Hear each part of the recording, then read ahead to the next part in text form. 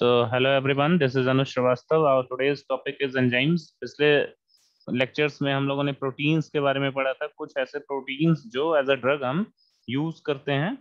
ठीक है, आज हम कुछ एंजाइम्स के बारे में पढ़ेंगे जो as a drug, as a diagnostic agent वो हम यूज करते हैं as for the therapeutic purpose. उसको एंजाइम्स को हम यूज करते हैं और उन्हीं सारे एंजाइम्स को आज हम पढ़ेंगे। ठीक है, सबसे पहले एंजाइम्स। एंजाइम्स जैसे हम लोग जानते हैं, these are the biocatalyst and these are protein in nature. तो लिखा भी है, enzymes are protein which acts as a biological catalyst. Catalyst मतलब catalyst are the agent which alters the rate of the reactions. ठीक है, वो हमारे reactions के रेट को या तो बढ़ा देते हैं या तो घटा देते हैं। ठीक है, अल्टर्स। ठीक है, चेंज। तो पहले इसमें है, पहला एंजाइम्स जो है उसे कहते हैं ऑक्सीडोरिडक्टेज। जो तो इसमें लिखा है these enzymes catalyse oxidation reduction reaction. तो ये ऐसे एंजाइम्स जो ऑक्सीडेशन और रिडक्शन रिएक्शन को कैटालिसिस करते हैं, उसे क्या कहते हैं? ऑक्सीडोरिडक्टेज कहते हैं। नेक्स्ट है हमारा transferase. Transferase, these enzymes catalyse the transfer of the functional group such as methyl और फॉस्फेट ग्रुप। मतलब जहां पे transfer of the functional functional group का ट्रांसफर होगा तो उसे वहां पे कौन सा एंजाइम्स काम करेंगे? ट्रांसफरेज एंजाइम्स काम करेंगे। नेक्स्ट आता है हाइड्रोलेज। हाइड्रोलेज एंजाइम्स है,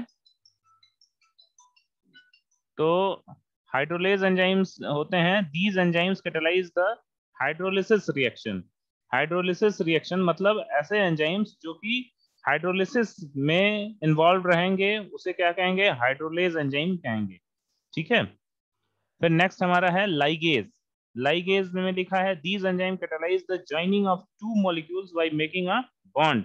मतलब जहां पे दो मॉलिक्यूल्स का जुड़ना हो रहा होगा, ऐसे रिएक्शन में जहां पे दो मॉलिक्यूल्स का जुड़ना हो रहा होगा या बॉन्ड फॉर्मेशन हो रहा होगा, वहां पे लाइगेज एंजाइम काम करेगा। ठीक है, नेक्स्ट बात करते हैं isomerase.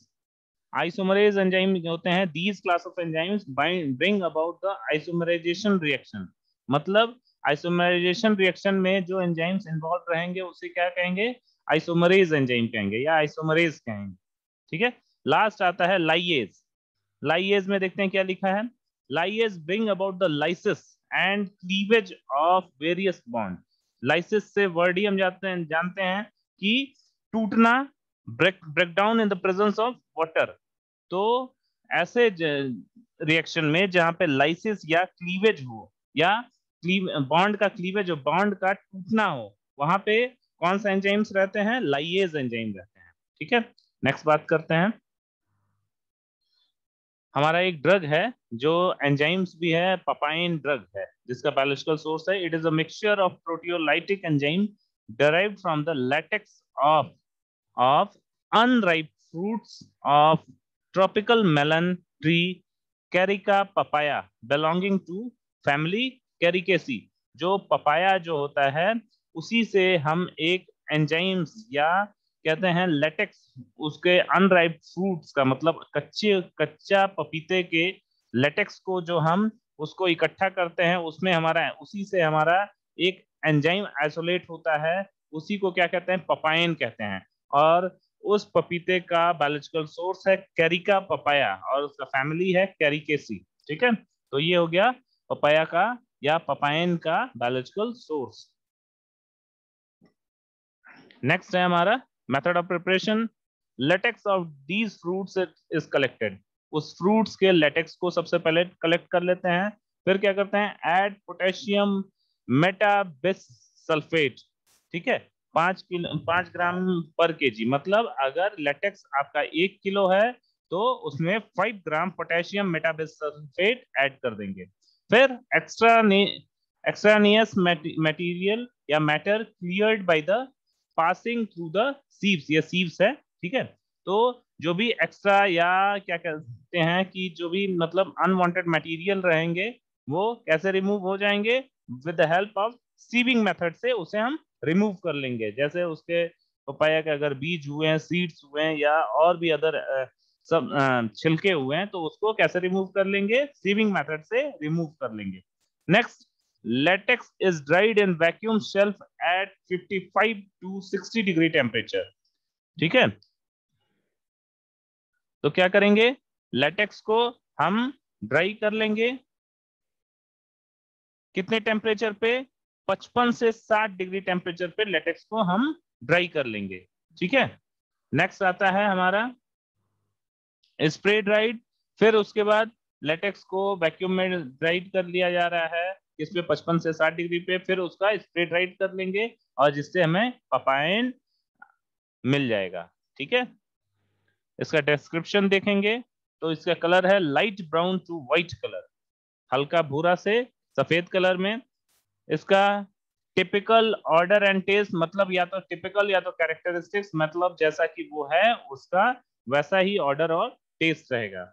Maximum proteolytic activity H at pH 5 to 6, मतलब मैक्सिमम प्रोटियोलाइटिक एक्टिविटी किस पे शो करेगा, जब उस सिस्टम या जहां पे वो हम काम करा रहे हैं किसका, पपाइन का, जबकि उसका pH रहेगा 5 से 6, मतलब 5 से 6 pH पे इसका प्रोटियोलैक्टिक एक्टिविटी मैक्सिमम रहता है।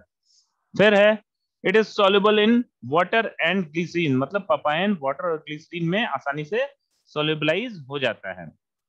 इसका केमिकल कॉन्स्टिट्यूएंट्स देखेंगे तो पपाइन प्लस कीमोपपाइन, ठीक है, पपाइन प्लस कीमोपपाइन इसमें पाया जाता है। आइडेंटिफिकेशन टेस्ट देखा जाए तो it decolourise aqueous potassium permanganate solution, aqueous potassium permanganate solution रहता है उसमें पपाइन एंजाइम ऐड करेंगे तो वो डीकलराइज हो जाएगा।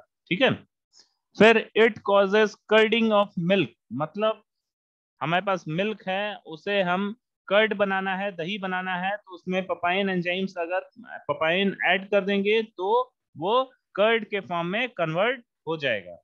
नेक्स्ट है यूजेस में बात करेंगे तो it is used in the clarification of beverage, clarification है, ध्यान रहे ये, clarification of beverage, cheese manufacturing, de-gumming of silk fabric, leather industries for de-hairing of the skin.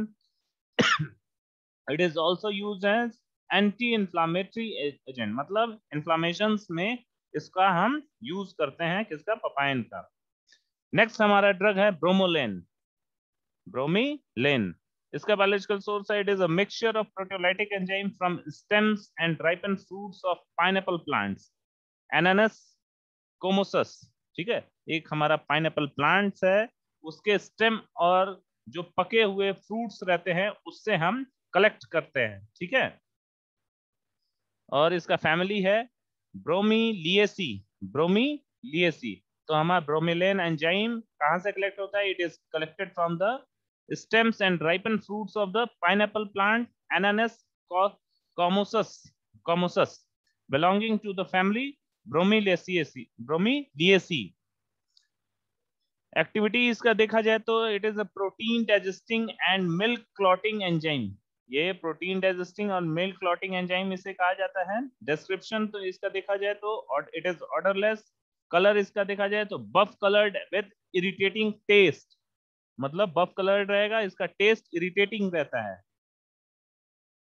Chemical constituents की बात किया जाए तो ब्रोमिलेन में पाया जाता है पेप्टाइडेज, एंजिन, comosain, vitamin, mono and disaccharides, मतलब मोनोसैकराइड्स और डाइसैकराइड्स दोनों पाए जाते हैं। ठीक है, तो ये हमारे हो गए ब्रोमिलेन के केमिकल कॉन्स्टिट्यूएंट्स।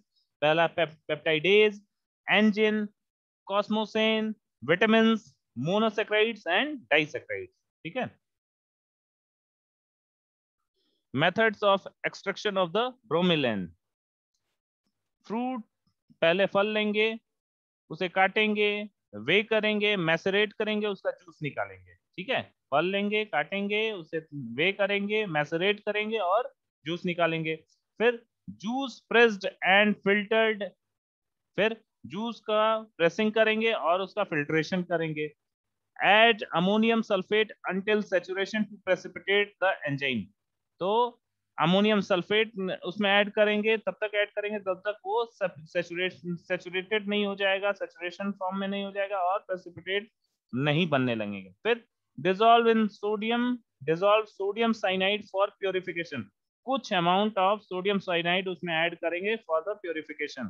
ठीक है, प्योर फॉर्म में हो जाए।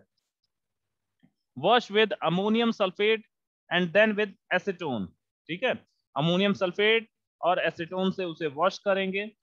Thoroughly wash with acetone and ether, उसके बाद अमोनियम सल्फेट और एसीटोन के बाद उसे, ये थॉरोली लिखा हुआ है, thoroughly wash with acetone and ether, मतलब एसीटोन और ईथर से उसे फर्दर वॉश करेंगे। फिर उसके बाद लो टेम्परेचर पे हम ड्राई कर लेंगे और इस तरीके से हमें क्या मिल जाएगा, ब्रोमिलेन एंजाइम्स मिल जाएंगे। ब्रोमिलेन की सॉल्युबिलिटी की बात करें, it is soluble in water, it is insoluble in organic solvents like ether, chloroform and alcohol, मतलब वाटर में आसानी से ब्रोमिलेन सॉल्युबलाइज हो जाता है, और हमारे ऑर्गेनिक सॉल्वेंट में जैसे कि ईथर, क्लोरोफॉर्म और अल्कोहल में ये सॉल्युबलाइज नहीं होता है, ये टोटली इनसॉल्युबल होता है, ठीक है, ऑर्गेनिक सॉल्वेंट में। नेक्स्ट यूज की बात करें, last, it is use in the treatment of soft tissue inflammation and oedema due to allergy and injury, ठीक है, तो सॉफ्ट टिश्यू इन्फ्लामेशन में और एलर्जी और इंजरी की वजह से जो एडिमा हो जाता है उसके ट्रीटमेंट में हम इसका यूज करते हैं, किसका, ब्रोमिलेन का, ठीक है। नेक्स्ट ड्रग की बात करेंगे, पेप्सिन। पेप्सिन तो लिखा है, it is a substance containing proteolytic enzyme and present in the gastric juice of the animals. Pepsin जो होता है हमारे गैस्ट्रिक जूस का ही एक कंपोनेंट होता है, उसे में हमारे में इसको प्रोटियोलाइटिक एंजाइम्स इसमें पाए जाते हैं। फिर देखा जाए, लिखा है, ग्लैंडुलर लेयर और mucous membrane of fresh stomach of hog sus scrofa, एक हमारा जो क्या कहते हैं कि एनिमल है जो है हॉग सस स्क्रोफा, जो जिसे कहते हैं वार्डोमेस्टिकस, बिलोंगिंग टू फैमिली स्वेडेई, ठीक है, तो इस एनिमल से हम उसके फ्रेश स्टमक से आइसोलेट करते हैं, किसको, पेप्सिन को, ठीक है। डिस्क्रिप्शन देखा जाए तो कलर में देखा जाए तो its colour is light buff and white colour, मतलब लाइट बफ रहेगा या तो व्हाइट कलर में रहेगा। एसिडिक एंड सलाइन टेस्ट इसका रहता है, विद स्लाइटली मीटी ऑर्डर, मतलब इसका जो महक रहेगा मीट के तरह का रहता है, और इसका जो टेस्ट है एसिडिक और सलाइन टेस्ट का रहता है। It is soluble in water, मतलब वाटर में आसानी से सॉल्युबलाइज हो जाता है, और ब्रोमिलेन की तरह ये भी अल्कोहल, ईथर और क्लोरोफॉर्म में सॉल्युबलाइज नहीं होता है, ठीक है। पीएच 1.8, मतलब 1.8 पीएच पे इसकी मैक्सिमम एक्टिविटी रहती है। प्रिपरेशन की बात करें तो stomach lining digested with HCL, stomach लेते हैं उसके लाइनिंग को एचसीएल के साथ डाइजेस्ट करने की या कह सकते हैं सोल्यूबलाइज करने की कोशिश करते हैं। फिर क्लैरिफिकेशन कंट्रोल्ड एवेपोरेशन उसका करते हैं, फिर डायलिसिस करते हैं, concentration of the digested solution करते हैं, ठीक है। तो मतलब कहने का मतलब उसे प्योरीफाई करते हैं, सबसे पहले उसको जो स्टमक लाइनिंग रहता है उसे क्या करते हैं, उसमें एचसीएल में डिसॉल्व करने की कोशिश करते हैं, फिर उसका क्लैरिफिकेशन करते हैं विद द कंट्रोल्ड इवेपोरेशन, फिर डायलिसिस, फिर उसका उसको और कंसंट्रेटेड फॉर्म में बनाते हैं, फिर उसका वैक्यूम इवेपोरेशन करेंगे, जैसा कि हम लोग ये इंजीनियरिंग वगैरह में पढ़े होंगे, इवेपोरेशन में वैक्यूम इवेपोरेशन, तो इसका वैक्यूम इवेपोरेशन करेंगे, फिर हमें स्पॉन्जी पेप्सिन मिल जाएंगे, मतलब स्पॉन्ज के फॉर्म में वो पेप्सिन हमें मिल जाएंगे। थेरेप्यूटिक यूज की बात करें तो it is used for the proper digestion of the food when patient lack its secretion, मतलब अगर किसी पेशेंट में पेप्सिन एंजाइम्स की कमी हो जाती है तो उसे ओरली इसको इस एंजाइम्स को हम देते हैं, और ये एंजाइम्स लेने से उस पेशेंट का प्रॉपर डाइजेशन होने लगता है, proper digestion of the food होने लगता है। फिर patient tiny bits and for further further absorption as nutrients, मतलब जो भी हम खा पी रहे हैं उस न्यूट्रिएंट्स, उस खाने पीने को न्यूट्रिएंट्स के फॉर्म में कन्वर्ट करने के लिए इसको पेप्सिन का प्रॉपर हम यूज करते हैं, ठीक है, by the definite concentration of the administration of the pepsin enzyme. फिर स्टोरेज की बात किया जाए तो इसका स्टोरेज 2 से 8 डिग्री टेम्परेचर पे करते हैं for 1 week at neutral pH under germ free condition, मतलब ऐसे एनवायरनमेंट में रखते हैं जहाँ पे जर्म वगैरह ना पाए जाए, मतलब एसेप्टिक वगैरह मतलब हाइजेनिक एनवायरनमेंट में रखेंगे, कितने टेम्परेचर पे रखेंगे, 2 से 8 डिग्री टेम्परेचर पे रखेंगे, और कितने पीएच पे रखेंगे, न्यूट्रल पीएच पे रखेंगे। नेक्स्ट हमारा एंजाइम्स है यूरोकाइनेज, इसे यूरोनेज भी कहते हैं, विंकीनेज भी कहते हैं। ध्यान रहे ये दोनों नाम याद कर लीजिएगा, यूरोनेज और विंकीनेज यूरोकाइनेज का दूसरा नाम है। ठीक है, तो वैसे यूरोकाइनेज नाम सही है, मैक्सिमम एग्जाम में आता है, लेकिन ये भी नाम याद कर लीजिएगा। इसका बायोलॉजिकल सोर्स की बात करें तो it is fibrinolytic enzyme found in the urine of cat, rat, cow, man, dog, etc. मतलब ये जो है फाइब्रिनोलाइटिक एंजाइम है जो कि कैट के यूरिन में पाया जाता है, रैट के यूरिन में पाया जाता है, काऊ, मैन, डॉग, एल्सेट्रा, इन सारे यूरिन से इसको यूरोकाइनेज एंजाइम को कलेक्ट आउट कर सकते हैं। It is isolated from the Bacillus subtilis. ठीक है, बैसिलस सबटाइलस से इसको आइसोलेट करते हैं। फिर beta haemolytics streptococci and urine sample of the humans. ठीक है, तो ऐसे ऐसे Bacillus subtilis, beta haemolytic streptococci and urine sample of the human से हम मतलब इन तीनों के स्पीशीज के मतलब ह्यूमन, बीटा सेप्टाइलस, sorry Bacillus subtilis, beta haemolytic streptococci के यूरिन सैंपल से हम यूरोकाइनेस को आइसोलेट करते हैं। कैरेक्टरिस्टिक्स की बात किया जाए, it is white to almost white colour, fully soluble in water. Preparation isolation की बात करें, it is isolated by the tissue culture technique, cell culture method और recombinant DNA technology from the kidney cells और urine mainly obtained by the human urine. ठीक है, इसको recombinant DNA technology से इसको आइसोलेट करते हैं, किससे, फ्रॉम द किडनी सेल्स या ह्यूमन यूरिन से। ठीक है, नेक्स्ट इट्स यूज की बात किया जाए, it is use as thrombolytic agent, it is use as thrombolytic agent, it is use in the treatment of the pulmonary enzymes, pulmonary enzymes के treatment में हम यूज करते हैं। It is use in the treatment of the acute ischaemic stroke, जो heart disease है acute ischaemic stroke, उसके भी treatment में हम किसका, पेप्सिन का यूज करते हैं, सॉरी यूरोकाइनेस का यूज करते हैं। नेक्स्ट हमारा जो एंजाइम्स है स्ट्रेप्टोकाइनेस। ठीक है, इसका एक और नाम है स्ट्रेप्टोकाइनेस, ये भी सेम इसका प्रोनाउंसिएशन है। फिर दूसरा है प्लाज्मिनोकाइनेस, प्लाज्मिनोकाइनेस, स्ट्रेप्टोकाइनेस, प्लाज्मिनोकाइनेस, दोनों नाम याद रखिएगा। It is purified bacterial proteolytic enzymes produced from the culture filtrate of the strains of the group C beta hemolytic S ग्रीसियस। मतलब इस जो ऑर्गेनिज्म से उसके स्ट्रेन से हम ये ऑब्टेन करते हैं स्ट्रेप्टोकाइनेज एंजाइम। कैरेक्टरिस्टिक्स की बात करिए तो it is sterile, friable, solid white, soluble in water. ठीक है, ये इसके कैरेक्टरिस्टिक्स में आएंगे। फिजिकल कैरेक्टरिस्टिक्स कह सकते हैं। अब प्रिपरेशन की बात करें, it is isolated colonies of the S griseus single out plus 20। ये सबसे पहले इसका क्या लेंगे, आइसोलेटेड कॉलोनीज लेंगे, किसका, एस ग्रीसियस का। ठीक है, फिर उसमें 25 ml स्टेरिलाइज्ड फॉस्फेट बफर जिसका पीएच 7 रहेगा, वो लेंगे, उसमें ऐड करेंगे। Placed in the orbital shaker, ठीक है, उसे शेक करेंगे, उसे मिलाने की कोशिश करेंगे, कितने पे, एट 120 रोटेशन पर मिनट। ठीक है, 120 rotation per minute at 37 degree temperature, normal temperature पे करेंगे। उसको कहने का मतलब मिक्स करेंगे। ठीक है, ऑन ऑर्बिटल शेकर, और एक शेकर होता है, ऑर्बिटल शेकर होता है, वो मिक्स करने कोई जो लिक्विड सब्सटेंसेस या mixture of the liquid substances को मिक्स करने के लिए यूज करते हैं। ठीक है, तो उस ऑर्बिटल शेकर पे मिक्स करेंगे, कितने डिग्री टेम्परेचर पे, 37 डिग्री टेम्परेचर पे, कितने देर के लिए, 24 आवर्स के लिए। ठीक है, और क्यों कर रहे हैं, इसका इनोकुलम प्रिपरेशन के लिए यूज कर रहे हैं। फिर उसमें से क्या करेंगे, 5 ml इनोकुलम लेंगे।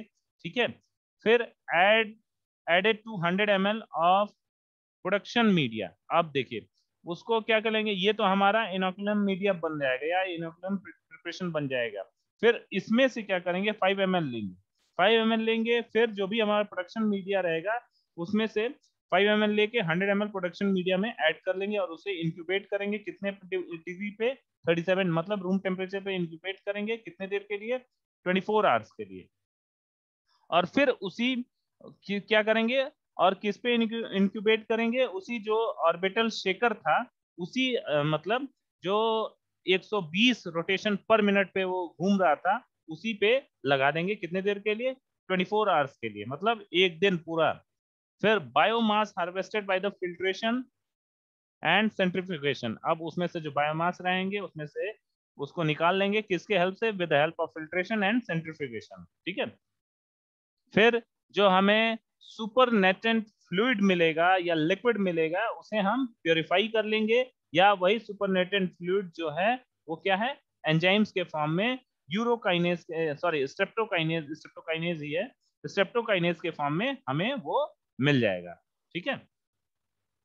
इसके यूज की बात किया जाए स्ट्रेप्टोकाइनेज का, टू डिसॉल्व ब्लड क्लॉट, मतलब ब्लड क्लॉट को डिसॉल्व करने के लिए, for lysis of the pulmonary enzyme, sorry embolism, pulmonary embolism जब होता है तो उसके लाइसिस के लिए, उसके ब्रेकडाउन के लिए, उसके टूटने के लिए इसका हम यूज करते हैं स्ट्रेप्टोकाइनेज का। स्टोरेज की बात करें, it is stored and protected from light at 20 degree temperature, ठीक है। तो इसका स्टोर करते हैं तो ध्यान रहे लाइट, मतलब लाइट सेंसिटिव है ये, तो लाइट में नहीं रखेंगे या एम्बर्ड कलर्ड बॉटल में रखेंगे, कितने टेम्परेचर में, 20 डिग्री टेम्परेचर पे, ठंडे टेम्परेचर पे रखेंगे। नेक्स्ट बात है करें, हमारा दूसरा एंजाइम है सेरिसियोपेप्टाइडेज, जिसको कहते हैं सेरापेप्टाइडेज, ठीक है। सेरिसियोपेप्टाइडेज इसका बायोलॉजिकल सोर्स है, it is a proteolytic enzyme isolated from the non pathogenic enterobacteria Serratia E15, जिसे कहते हैं सिरेशिया मेरसिनस, ठीक है, मेरसिनस। तो इस एंजाइम से, सॉरी इस बैक्टीरिया से, एंटेरोबैक्टीरिया से या एंटेरोबैक्टीरिया सेरेसिया याद रखिएगा, it is obtained from the non pathogenic enterobacteria Serratia से इसको हम आइसोलेट करते हैं, किसको, सॉरी सेरिसियोपेप्टाइडेज को। नेक्स्ट है, this enzyme is produced in the intestine of the silk moth larva, जो सिल्क मोथ लार्वा है उसके इंटेस्टाइन में ये एंजाइम प्रोड्यूस होता है to break down cocoon walls, cocoon walls के ब्रेकडाउन के लिए इसका प्रोडक्शन होता है किसमें, सिल्क मोथ लार्वा में, ठीक है। इट कैन दस B obtained from the silk moth larva, ठीक है, और इसलिए इसको सिल्क मोथ लार्वा से भी ऑब्टेन कर सकते हैं, आइसोलेट कर सकते हैं। नेक्स्ट इसका यूज की बात करें, लास्ट वन, यूज की बात करें तो it is used in the inflammatory oedema and swelling, तो इन्फ्लामेटरी एडिमा और स्वेलिंग को ये रिड्यूस करता है, since widely it utilised as anti inflammatory enzyme, मतलब ऐसा एंजाइम जो कि एंटी इन्फ्लामेटरी है, इसका हम यूज करते हैं, ठीक है। नेक्स्ट हमारा है, it is superior alternative to NSAIDs drugs, मतलब एक तरह से ये non steroidal anti inflammatory drugs का काम करेगा, ठीक है। तो this was all about the, क्या कहते हैं, एंजाइम्स। एंजाइम्स में हम लोगों ने पढ़ा कि कुछ ऐसे एंजाइम्स जो कि डिजीज पर्पस के लिए यूज होते हैं, जैसे कि कौन कौन सा था, पपाइन, ब्रोमिलेन, सेरिसोपेप्टाइडेज, यूरोकाइनेज, स्ट्रेप्टोकाइनेज और पेप्सिन, ठीक है। बाकी हम नेक्स्ट क्लासेस में डिस्कस करते रहेंगे।